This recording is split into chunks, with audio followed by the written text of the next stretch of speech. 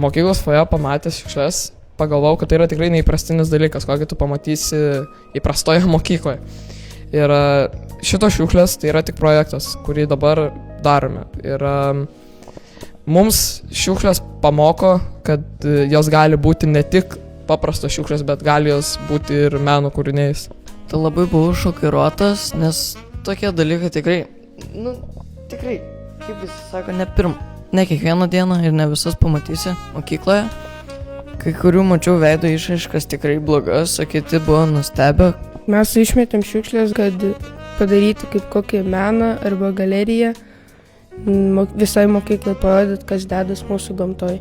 Čia todėl, nes žmonės nerūšiuoja, surinkom šiukšlės, kurios netvarkingai padėtos, o tie, kurie atrodo nežinojo apie tai, tai ką jiems suprasta, čia sumėtė šiukšlės, ištraukė šiukšlinių ir tiek. Jeigu būtų pilna informacija suteikta, manau, tikrai būtų esmė didelė. Kasmet taip, bet ne tokias pačias reikėtų atlikti. Jos tikrai yra įdomesnės, kai suprantam, aišku, yra visa esmė, jos tikrai daug ką reiškia.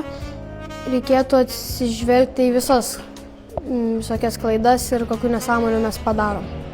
Aišku, mokiniai gauna praleistas pamokas, juose tikrai labai verta dalyvauti, daug ką išmoksti, daug ką sužinai. Tikrai labai įdomu ir galima tai daryti daugiau.